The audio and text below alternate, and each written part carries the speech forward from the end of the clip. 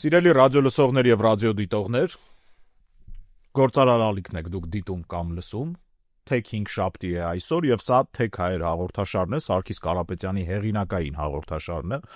Այս հաղորդումը մի փոքր այս թողարկումը մի փոքր տարբերվելու է, որովհետեւ առօրյան է IT համայնքի տարբերվելու իրադարձություններ են տեղի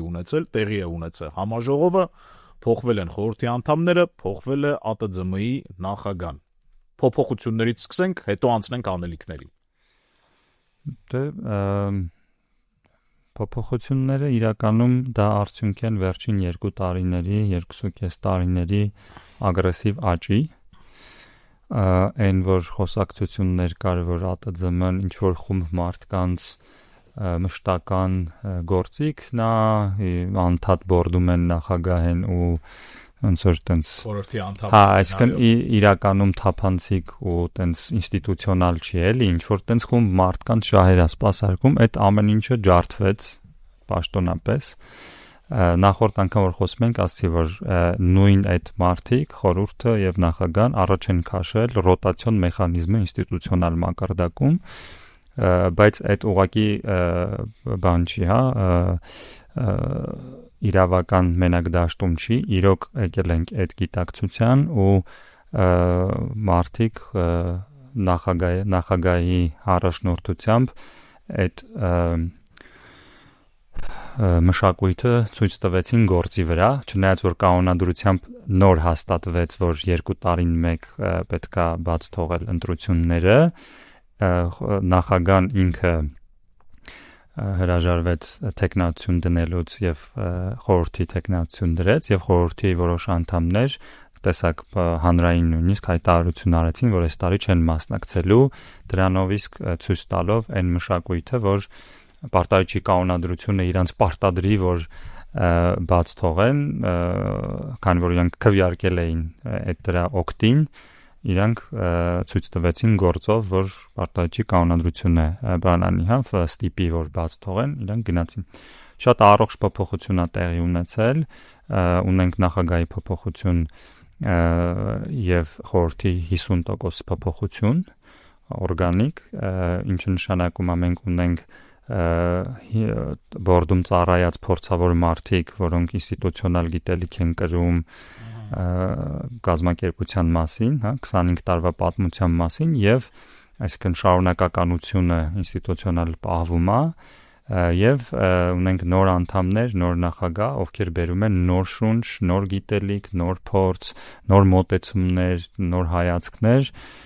կարծում եմ դա եւս նպաստելու է մեր թռիչքային աճին։ Ինչ վերաբերում է վերևից ներքև գանք, նախագահի փոփոխությունը Ալեքսանդր Եսայանը արդեն 11-րդ համաժողովին էր մասնակցում, 10 տարի փաստացի ծառայել է որպես ԱՏԶՄ նախագահ։ ԱՏԶՄ նախագահը դրսից տենց պուպուշ է երևում, բայց ծանր պատասխանատվություն է, բեռա, որը փաստորեն ապացուցվեց, որ ուղղակի այդ դրոշը վերցնող չկար, ոչ թե դա պահվում էր տենց ինչ-որ պինդ ձևով ինչ-որ մարդկանց համար, այլ ուղղակի այդ դրոշը վերցնողները չկային, տարիների ընթացքում եղել են, բայց արդար պայքարում նաև պարտվել են, Ես կասեմ, որ Ալեքսանդր Եսայանը այն մարդկանցից է, որ արվեստի մակարդակի է բերել պետություն մասնավոր համագործակցությունը, արվեստի մակարդակի տիրապետումա այդ տաղանդին հանրային եւ մասնավոր շահը սիներգիայի բերելու, տենց բան կա, չէ՞ որ տենց բիզնեսմենները սիրում են իրանք միայն աշխատեն ու հանրությունից վերցնեն եւ այլն, բայց փաստացի տարիների ընթացքում այդ ապացուցել է ալիքը, որ կարելի է եւ բիզնես անել եւ այնպես այդ բիզնեսը անել, որ պետությանը, հանրությանը օգտակար արժեք ստեղծվի ու այդ սիներգիայի մեջ ավելի մեծ արժեք ստեղծվի ու այդ արժեքը բաժանվի։ Ինչ վերաբերվում է Արմենին, նաև վերջի բանը ալիքի մասին ասեմ, որ որպես խորհրդի տեխնացու առաջի ամենաշատ ձայները հավաքեց խորհրդում, էդ էլ եւս մեկ անգամ ապացուցեր, որ ինքը իրոք սիրված եւ հարգված ներկայացուցիչ է համայնքում, առաջնորդ է համայնքում ու համայնքը դելեգացնում է իր որոշումները, հա, այդ եւս մեկ անգամ ապացույց էր, որ նախագահի պաշտոնում թե խորհրդում ինքը այդ հարգանքը վայելում է, որովհետեւ իրոք ծառայում է համայնքին։ Տենց չի էլի, եթե 10 տարվա ընթացքում մարդը արժեք չի բերում, չեն ընտրում իրան, մեր համայնքը իրոք զորավոր է։ Ու անկախ է ու ազատ է։ Բայց կատար ասենք, պարոն։ Այո։ Մեծ ներդրում ունի։ Այո։ Եվ նոր նախագահին անդրադառնանք, Արմենը նույնպես շատ հարգված առաջնորդ է, դրա մասին էր խոսում 95% կողմ ձայները ընտրությունների ժամանակ, ու Արմենը շատ հետաքրքիր մոտեցումներ ունի կոնֆլիկտներ լուծելու, ինքը համայնքին միավորող բանն է, միշտ խորհրդում ինքը այդ դերը միշտ վերցրել է իր վրա, մնացած դերերի հետ մեկտեղ, բայց յուրահատուկ իր կողմը դա միավորող, ու մենք հիմա հույս ունենք, որ նաև այլ գործընկերների, պետական մարմինների հետ մեր հարաբերությունները մեկ այլ մակարդակ կբարձրանան Արմենի առաջնորդությամբ ու ողջավորված ենք մի խոսքով մեկ էլ մի հատ էլ բան ես միշտ շեշտում եմ որ մեր խորհուրդը դա հավաքական բանականություն է կա բնական եւ հավաքական մեր խորհրդի կազմը իրապես հավաքական բանականություն է ու անձերից վերականգնած շատ հաճախ դու կտեսնես մի հատ քննարկում, որտեղ մեր խորհրդի անդամներից ու դա մի հոգի չի, հա, շատերը այդպիսի պահվածք դրսևորում են, երբ որ ինչ որ հարց է քննարկվում ու գալիս է մի իրավիճակ, որ մարդիկ ասում են, սա իմ ընկերությանը այդքան էլ ձեռնտու չի այս որոշումը, բայց ես հասկանում եմ, որ մեր երկրի տնտեսության, երկրի զարգացման, էկոսիստեմի զարգացման համար երկարաժամկետ բոլորիս համար օգտակար է, դրա համար ես կողմ կքվեարկեմ ես սրան։ Ու հիմա այդ էլի ապացուցվեց այս փոփոխությամբ, որ խորհրդում էլի եկան հարգված մարդիկ, այսինքն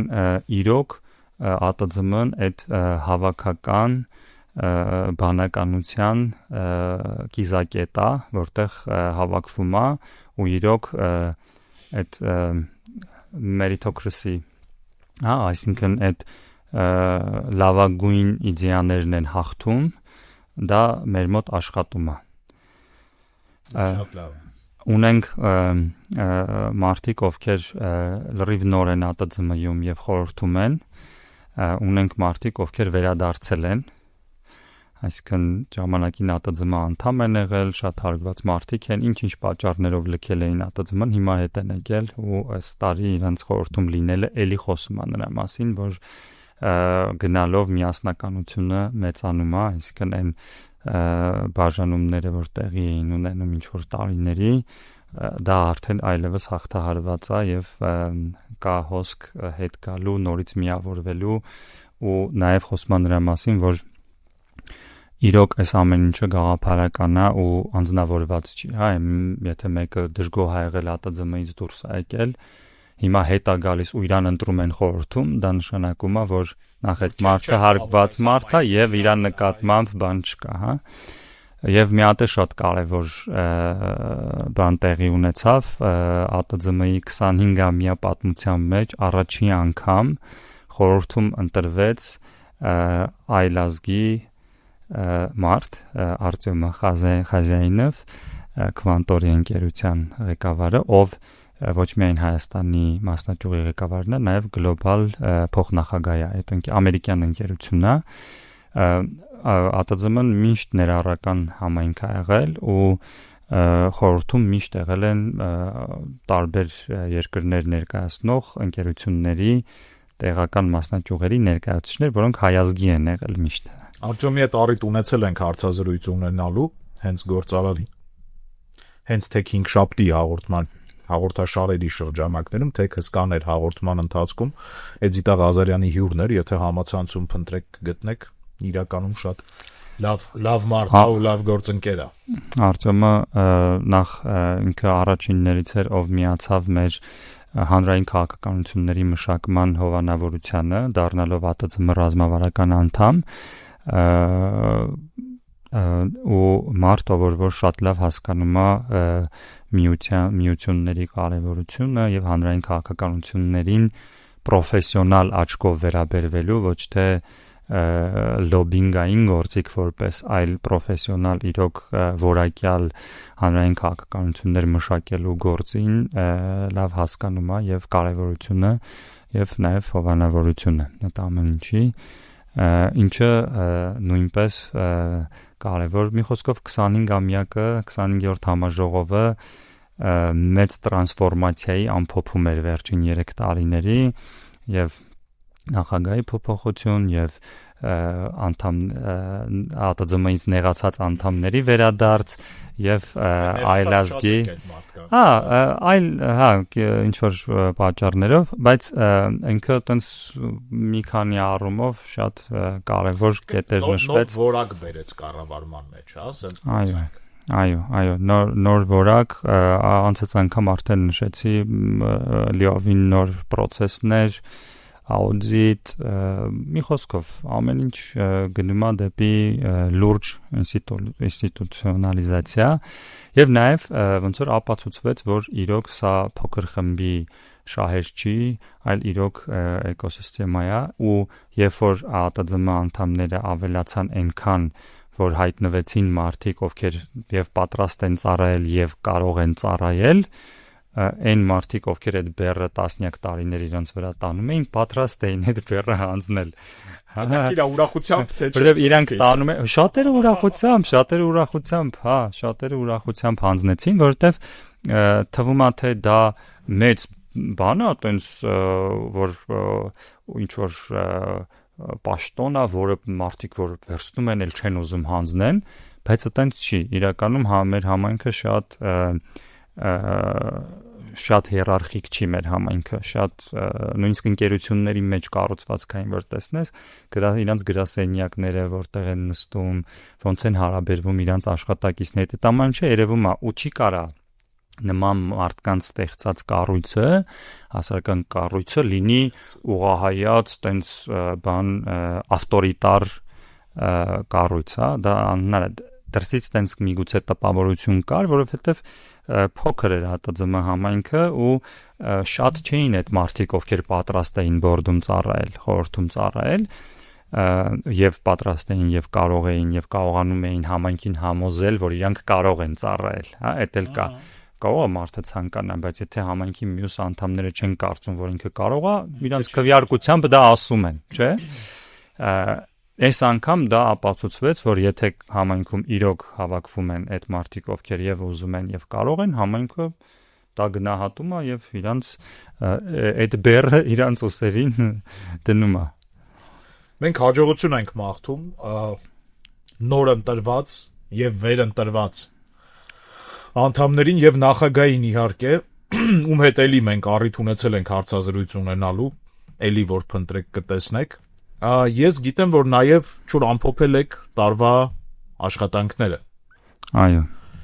Մի քանի բառով դրա մասին էլ, ինչի մասին է խոսվել։ Դե մի բանի մասին թվերով կխոսեմ, անդադասում եմ ագրեսիվ աճ, անցած տարի մեզ միացել է 80 ընկերություն, դա եւս 25%-ի աճ է։ Մենք արդեն 270 ընկերություն ենք ներկայացնում եւ ուրախությամբ նշում եմ, որ խոշոր 1000 հարկատուների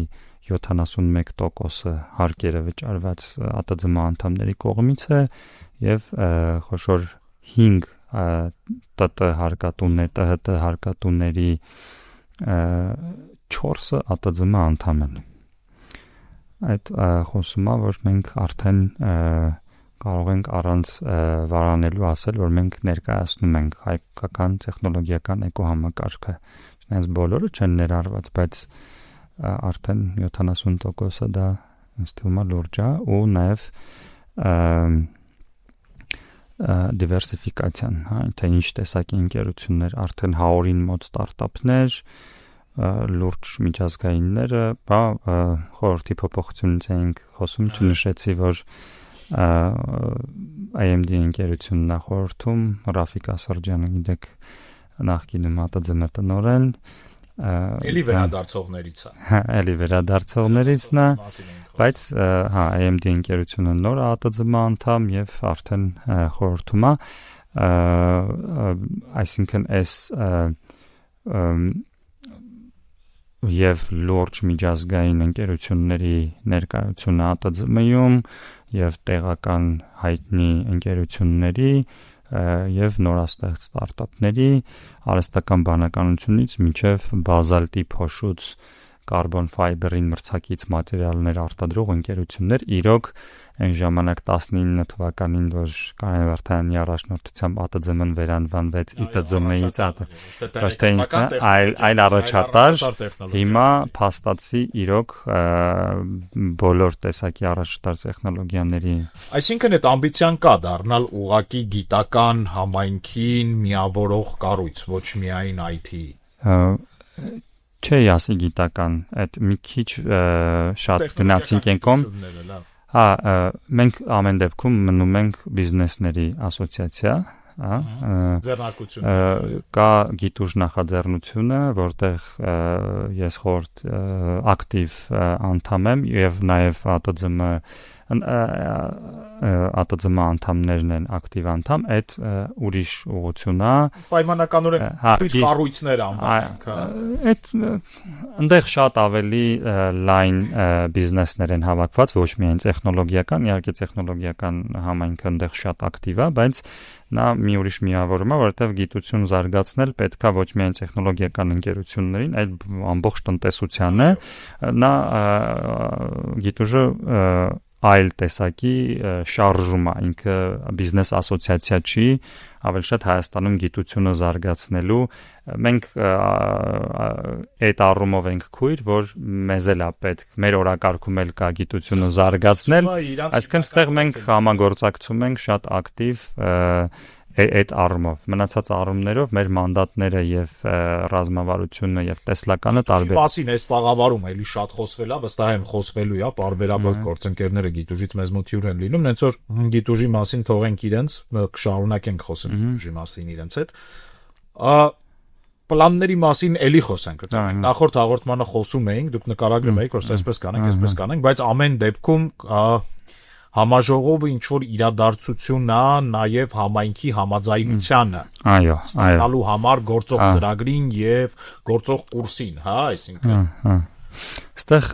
կարող եմ ասել, որ հիմա տեսնում ենք նաև մեծանալու դժվարությունները ու համաժողովը իրականում ինքը պաշտոնական միջոցառում չի, չնայած ունենք պաշտոնական մաս, բայց ինքը պաշտոնական միջոցառում է, աշխատանքային միջոցառում է, այս համաժողովը կարևոր էր նաև նրանով, որ իրոք մենք տեսանք, որ մեծ գործ ունենք անելու, այս նոր միացած անդամներին ինտեգրելու եւ իրենց բարձրացրած նոր հարցերը քննարկման առարկա դարձնելու եւ կոնսենսուսի գալու հատկապես հանրային քաղաքականությունների մշակման տեսանկյունից իհարկե շատ հարցերի շուրջ արդեն կոնսենսուս կա, բայց մենք մի փաստաթղթի վրա ենք սկսել աշխատել, որը սկսեցինք համաժողովից 1 ամիս առաջ, տարբեր կլաստերային հանդիպումներով հավաքագրել, նաև պետական մարմինների հետ, գիտեք վարչապետի հետ հանդիպում ունեցանք, տարբեր նախարարությունների հետ ենք հանդիպում, դե բտանախարարության հետ մշտական կապի մեջ ենք ու փորձում ենք լինել այդ գործընկերը, որը համայնքի կարիքները քարտեզագրում է, մեր քաղաքականությունների մշակման էքսպերտները մշակում են լուծումներ եւ այդ առաջարկությունները դնում ենք հանրային դատի եւ ամենակարևորը ներկայացնում ենք գործող կառավարությանը, նաեւ բաց դնում ենք հանրային, որպեսզի երկրի ընտրություններին հավակնող, երկիրը ղեկավարել հավակնող բոլոր ուժերը, եթե կարիք ունեն հասկանալու թե տեխնոլոգիական համայնքը ինչ է ուզում, ծանոթանան, ու մենք ոնց որ բաց ենք համագործակցության համար, այս պահին ոնց որ մեր նպատակը դա ներկայացնելն է գործող կառավարությանը, բայց բաց ենք բոլորին հանրությանը, նույնիսկ ոչ քաղաքական, ովքեր որ հետաքրված են, բայց տեխնոլոգիական համայնքը ուր է գնում, ինչ է ուզում ներկայացնելու ու նաև պատրաստ ենք լինել գործընկեր եւ օգնական կառավարությանը, եթե այդ մեր առաջարկներից որևէ մեկը կուզենան իրականացնել։ Ահագին մարդ կար կառավարությունից, մասնակցել Այո, մեր համաժողովները արդեն վաղուց այդ մանավանդ սկզբի պաշտոնական մասը լի են եւ միջազգային գործընկերներով, 10-ից ավել դեսպանատներից ենք ունեցել, դեսպաններ ենք ունեցել, մի քանի պետական մարմնից Ժաննա Անդրեասյանը եւ Տիկին Սվաջյանը նախարար եւ փոխնախարար կրթության, գիտեք Արմաթով շատ ակտիվ համագործակցում ենք, հովանավորում կրթության նախարարությունը, երկու բտա փոխնախարարներն էին ներկա, Ռուբեն Սիմոնյանը ելույթ ունեցավ, փոխնախարարներից մեկը եւ Պեկ նախագահն էր ներկա, Միջայլոց Պեկի հետ էլ բավականին ակտիվացել է վերջին մի տարվա ընթացքում համագործակցությունը, ավելի շուտ կասեի երկխոսությունը, որից ծնվում են թե երկկողմանի որոշումներ, քաղաքականություններ եւ այլն, կարծում եմ չնայած այս պահի դժվարություններին, ես եթե ամփոփեմ, նախորդ տարին որոշ ուղղություններով հաջողություններ երկուստեք գրանցել ենք, օրինակ այդ R&D արտոնությունները բավականին լավ ազդեցություն ունեն փոքր խմբի ընկերությունների վրա, ովքեր որ R&D-ով զբաղվում են, բայց դեռ շատ գործ ունենք անելու, օրինակ ստարտափների համար, շատ գործ ունենք անելու փոքր outsource-ային ընկերությունների համար, այդտեղ կարծում եմ երևի ամենադժվար վիճակը փոքր outsource ընկերությունների համար է բերել այս փոփոխությունները, բայց ես վստահ եմ, որ այս տարի նաև իրենց համար լուծումներ հիմա մշակում ենք, քննարկում ենք բտանախարարության հետ, առաջարկություններ ենք տալիս, կարծում եմ եւ հուսով եմ այս տարի կունենանք այդտեղ նույնպես հաջողություններ։ Դա միջազգային ընկերությունների համար արդեն կառավարությունը կարծում եմ ստանձնել է առաջնորդություն իրավիճակը ել ավելի լավացնելու համար եւ պետք է փորձենք, ես միշտ ասում եմ, որ սա էկոհամակարգ է, ես այդքան ինձ դուր չի գալի ոլորտ բառը, ինչքան որ դուր է գալի էկոհամակարգ բառը, որտեղ էկոհամակարգը շատ ավելի լավ է նկարագրում մեզ, դա նման է մի անտառի, որտեղ կան բույսեր եւ կենդանիներ, որոնք որ իրար մեկը մյուսի փոխ լրացնում է եւ ցիկլ կա, մեկի գոյությունը մյուսից կախված։ Այդ դեբատը պետքա միշտ լինի, այս կամ այն փոփոխությունը միջավայրային կուզեք հարկային քաղաքականություն, կրթական քաղաքականություն, ումա ավելի շատ ձեռնտու, հա, միջազգայիններին թե տեղականներին, ինքը առողջ դեբատ է, եթե չի վերածվում, տենց պետքա բոլորին հանել, միայն տեղական կամ չէ, տեղականները։ Դրա մասին մի հաղորդում առանձին խոսենք, որտեղ իրականում հետաքրքիր թեմա է։ Դա մենք ուշադիր ենք ու անդադ ջատագովում ենք, որ սա էկոհամակարգ է եւ պետությունը, կառավարությունը այդ էկոհամակարգի դիրիժորն է ու պետքա անդադ այդ բալանսը պահվի, որ միջավայրային փոփոխություններով հետևում ենք, թե որ տեսակն է շատանում, զարգանում ու բալանսավորենք այն մյուս տեսակով, որովհետև եթե մենք հանկարծ վերացնենք մի տեսակը, Օրինակ ես էլ շատ հաճախ նշում եմ, որ Հայաստանը outsource-ից վերածվում է դեպի պրոդուկտներ արտադրող